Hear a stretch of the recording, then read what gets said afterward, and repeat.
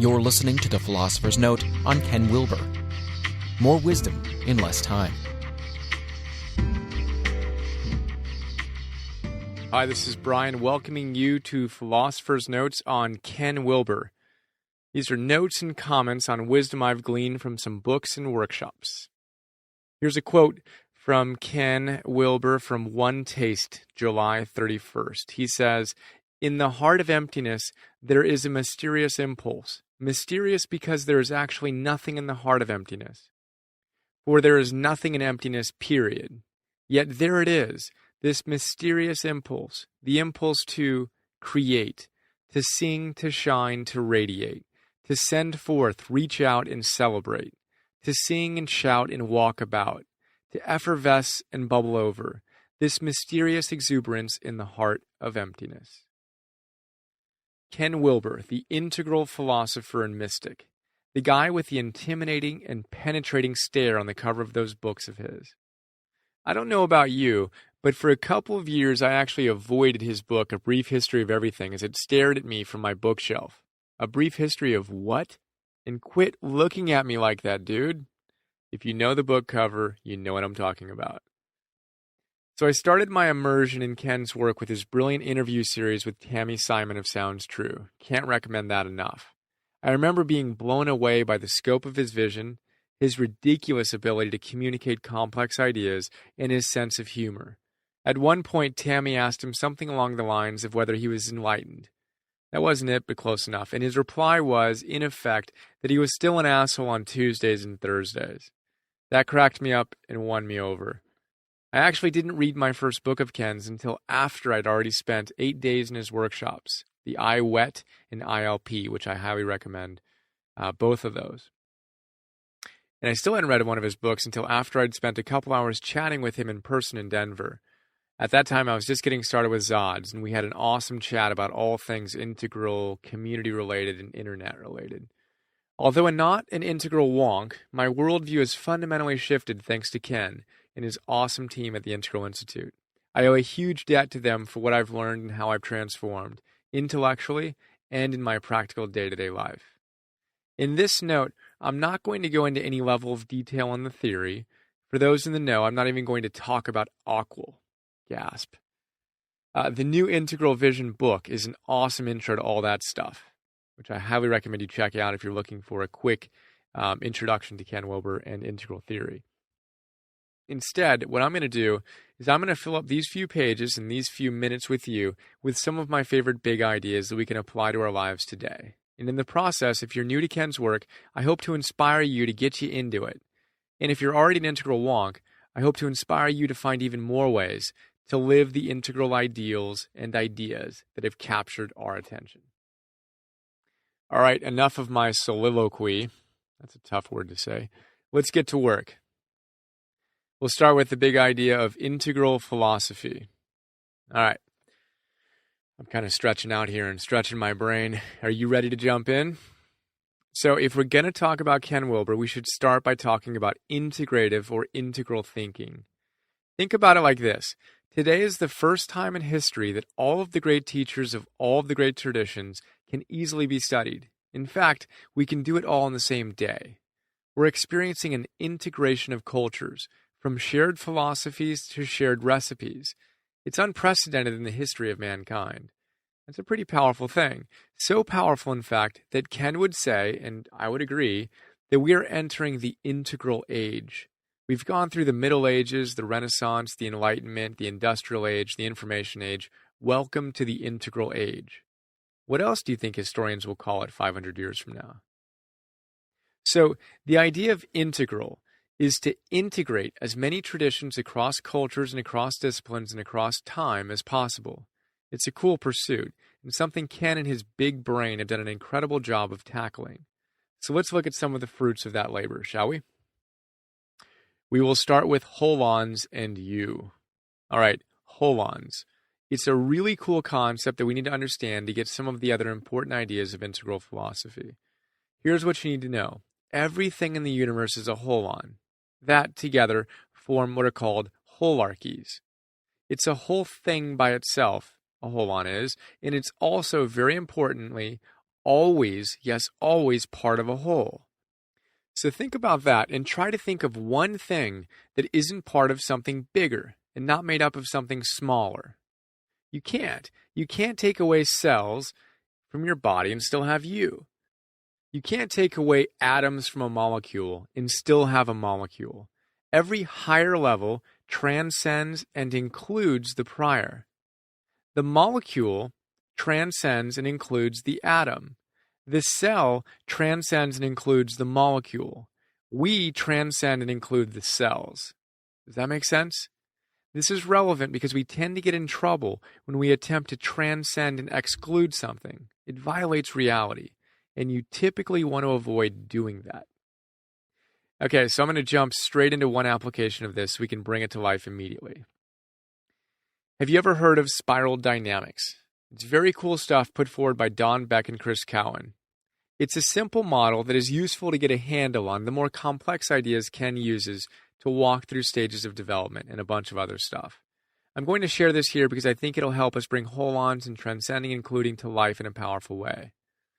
Although it isn't really integral theory per se, it is a nice little stepping stone towards some more interesting ideas, and I think you'll enjoy it. So here's the quick overview. People and cultures go through different stages of development, and the spiral guys like to color code them to make it easier to keep track.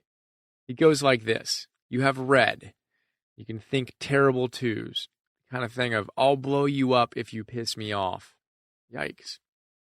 Then you have blue. Think 10 Commandments, fundamentalist anything. Rules are paramount. Literal interpretations of the Bible are absolutely, god damn it, correct.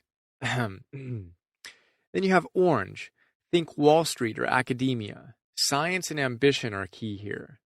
Then you have green. Think environmentalism, pluralism, all is one, non-violence. So the idea goes that we all, necessarily, evolve through different stages of development. All of those stages we just looked at are part of what are called the first tier. Here's the funny thing about those perspectives. They're all convinced they're 100% right. It's like a big food fight. Green looks at orange and says, you greedy capitalists, you're good for nothing and totally destroying our planet. And my non-violent self hates you. Orange looks at green and says, you tree-hugging new agey hippies, get a job and contribute to the economy, will you? And get a haircut and quit gazing at those crystals, would you? All right, and blue looks at everyone and says, you're going to hell because you don't believe in insert my favorite god here. Again, god damn it.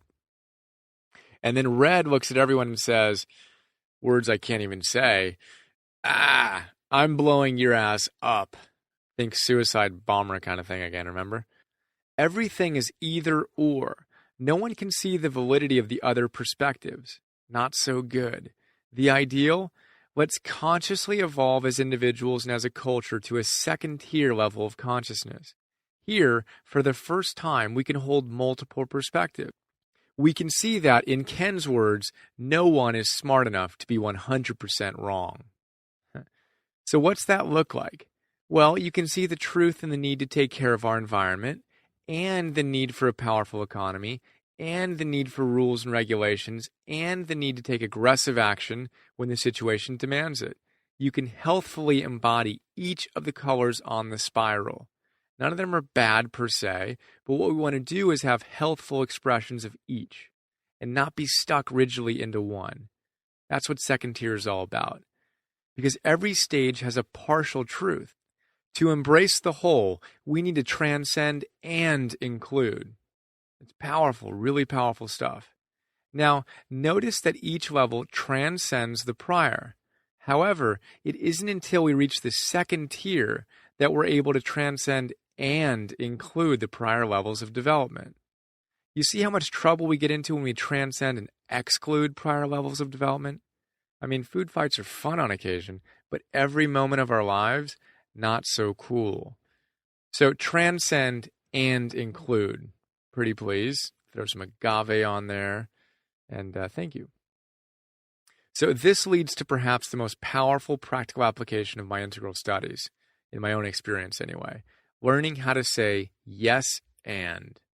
So that's the next big idea. Yes and.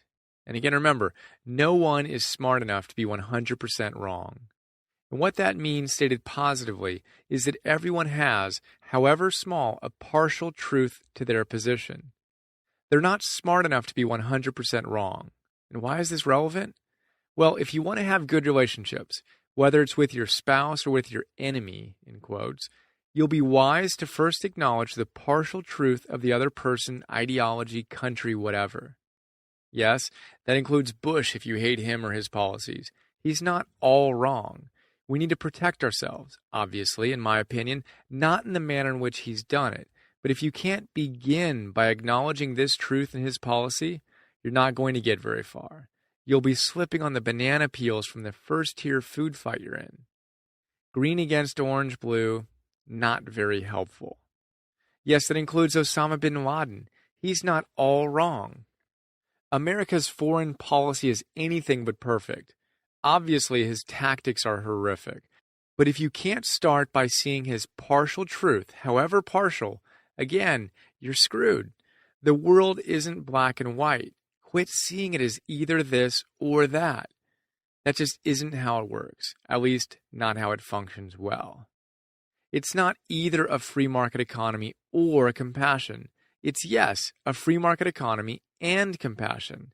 It's not either you can be in integrity with your spiritual practice or you can become extraordinarily wealthy. It's yes, my spiritual practice is my top priority, and I manifest my spiritual practice in creative service that makes me extraordinarily wealthy. So where do you get stuck? Start paying attention to where you see things as a little too either or, and insert a healthy dose of yes and.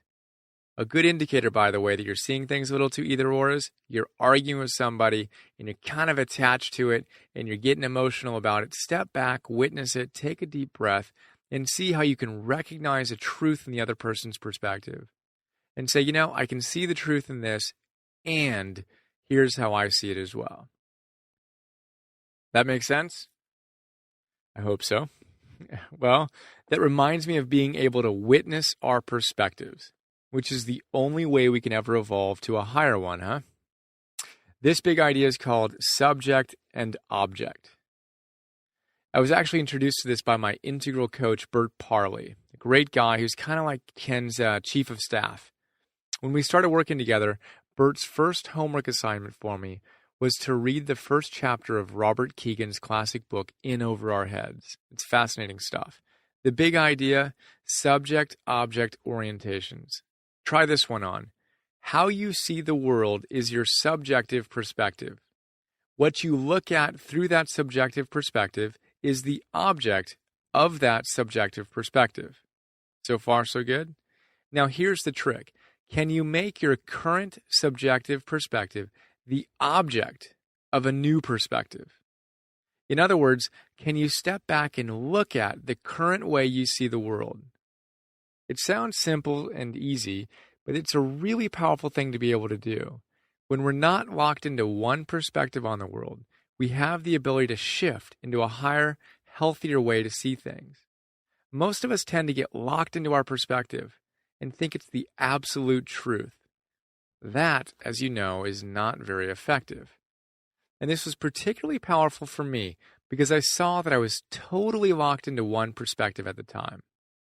I was locked into my identity as the CEO of Zod's, the company I started and was running then. It was the weirdest thing. Until that moment, I couldn't see just how attached I was to the company, how my identity was the company. And any threat to it, there were many threats, by the way, almost missing payroll several times is not fun. But any threat to the business's survival was a threat to my survival and my identity. It was fascinating to observe this. Actually, it was a lot more than just fascinating. It was absolutely transformative and catalyzed the sale of the business within less than 90 days of that realization. Pretty powerful stuff. I also really like to use this idea of the subject and object orientation in my intimate relationship. The only time my goddess and I get stuck in an argument is when I have become my position. The moment I can step back and observe and witness the situation and my perspective on it, I create the spaciousness needed to allow the space for her perspective. Suddenly, there's no need to argue and the tension dissolves. We still may not see eye to eye perfectly, but I can enter the dialogue less from my head and more from my heart, allowing us, you could say, to see heart to heart as we continue our dialogue. Whole new perspective for me. Very powerful. So, how are you stuck?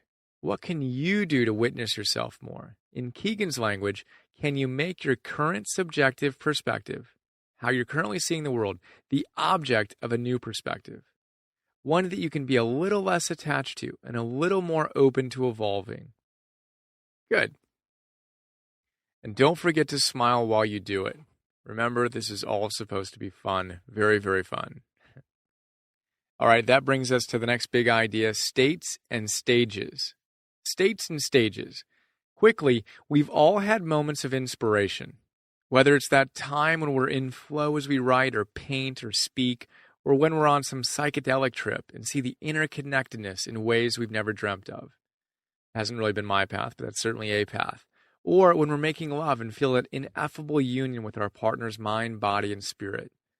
Whatever catalyzes your state experiences, it's really only a nice little balloon that'll lose its air in a week and lay shriveled on the floor unless you can create the structures in your life to live from that place of awareness. That requires you to evolve to a new stage of development, at which point the state experience is normal. States and stages. Does that make sense? So, in my opinion, too many spiritual people have a flash of insight at a rave and come back all wide-eyed and unblinking, telling you about this incredible experience and their newfound enlightenment. Or they come back from the latest empowerment weekend where they picked up the latest secret and tell you how they're unstoppable now. But it's usually almost always not really sticking because they haven't evolved to a point where it's more than just a state experience. They aren't living from a stage of development where the new awareness can stick. And sure enough, a week or two later, they're back to their deflated selves and wondering what the heck happened. The remedy? Honor the state experiences we're blessed to have, but see them for what they are, a taste of what's possible. And know that the way you get to live with those state experiences on a sustainable level is to build the structures in your life that push you forward as a human being. I like to think of it like this. You want to see the world from a certain height? Well, you have a couple of options. You can get shot out of a cannon and see the world from 1,500 feet up, very briefly. Then what happens? Well, unless you're Superman and fly away and live happily ever after, you come crashing back down to Earth. Ouch. So a much better option, if you want to live from that height, why not build a skyscraper and live from the penthouse suite? Is it too much work? Yeah, probably for most people, but if you want to have any more than the fleeting experience of flying across the sky in a gleeful state experience, you must do the work. You must advance through stages of development. You must dig an incredibly deep foundation. Go into your darkness. Do your shadow work and dig, dig, dig. And then you must patiently erect floor after dozens of floors until, alas, you have a view from one of the highest and most beautiful points in the world. That's states and stages. So are you focusing on your rituals, your meditation, your journaling, your authenticity, your transparency, your fearlessness, your mind, your body, your open heart, other practices to really develop your stages of development? Good. Me too. I look forward to sharing that penthouse suite, or maybe we'll just be neighbors at the top. Should be fun. All right. Now we're moving on to the next big idea, a long favorite quote of mine. This one's called The Integral Sage, and here we go. Ken says, and again, this is probably one of my favorite quotes that I've marked up more than any other. He says, but egoless does not mean less than personal. It means more than personal. Not personal minus, but personal plus. All the normal qualities plus some transpersonal ones. Think of the great yogis, saints, and sages, from Moses to Christ to Padmasambhava.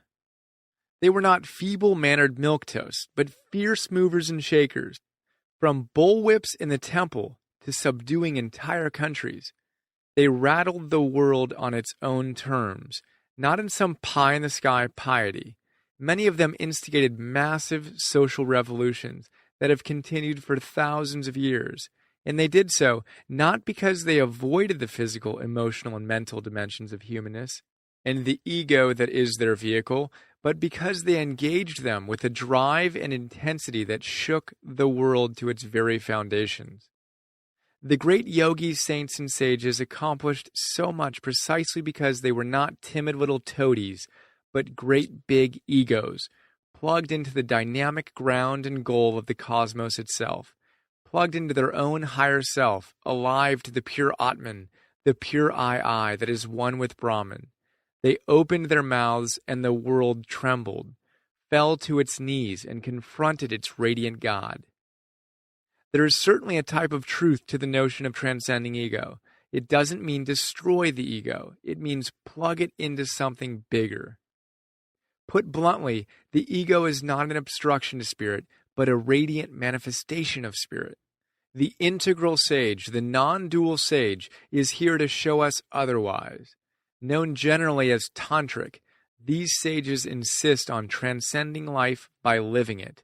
They insist on finding release by engagement, finding nirvana in the midst of samsara, finding total liberation by complete immersion.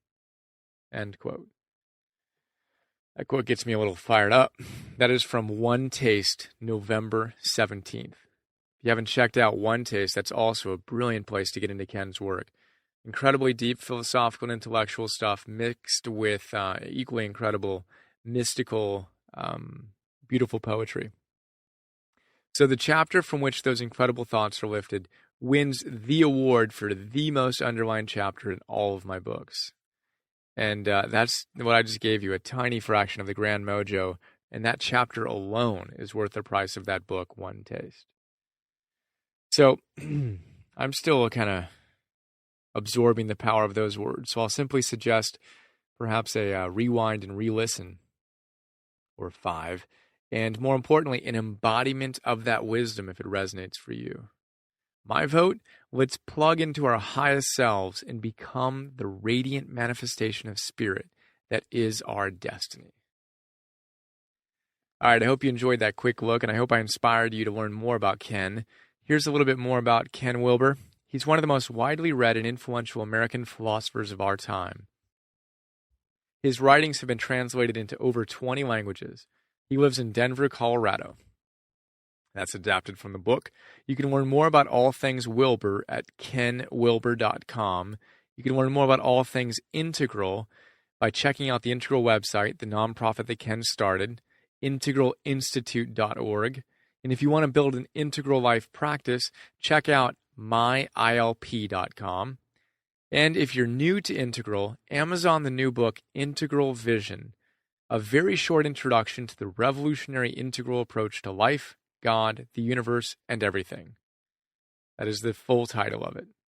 Get that and get your integral mojo on. All right, well, if you enjoyed that, I think you'd like so many other of the pieces, including Tony Robbins, the Philosopher's Notes on Tony Robbins, on Ralph Waldo Emerson, on the gifted adult, on authentic happiness, and on man's search for meaning. All right, time for a quick look at some of those quotes that are on the sidebar of the PDF, and then we'll call it a day. Here's a quote from Ken Wilber from A Brief History of Everything. He says, "Integrative simply means that this approach attempts to include as many important truths from as many disciplines as possible, from the East as well as the West, from pre-modern and modern and postmodern, from the hard sciences of physics to the tender sciences of spirituality. As one critic put it, this integrative approach, quote, honors and incorporates more truth than any approach in history, end quote. I would obviously like to believe that is true, but you can best be the judge of that as you read the following pages." Here's another quote from Ken's Brief History of Everything. "Arthur Koestler coined the term holon to refer to an entity that is itself a whole and simultaneously a part of some other whole. For instance, a whole atom is part of a whole molecule, and the whole molecule is part of a whole cell, and the whole cell is part of a whole organism, and so on. Each of these entities is neither a whole nor a part, but a whole part, a whole one. And a couple more quotes from A Brief History of Everything.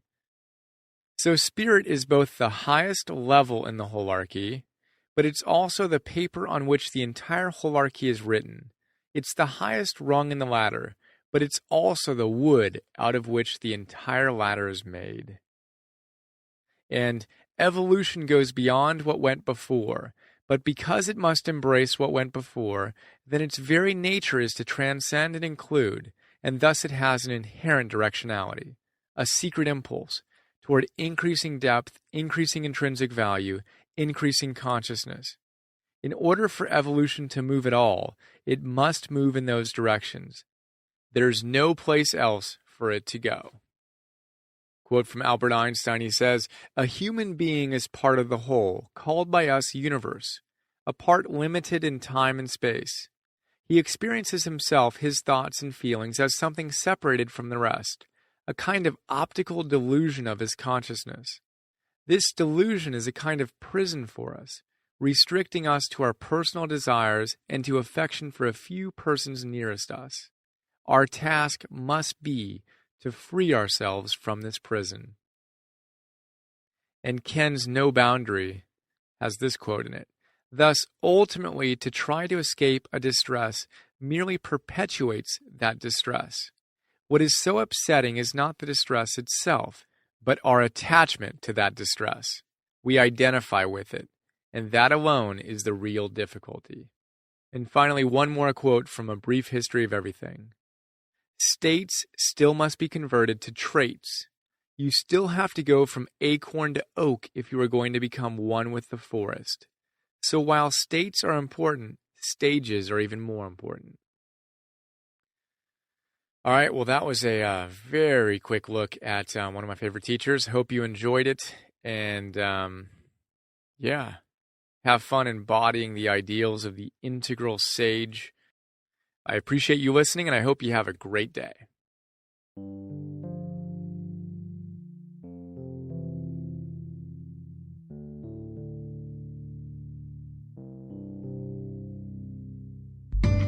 We hope you enjoyed this Philosopher's Note.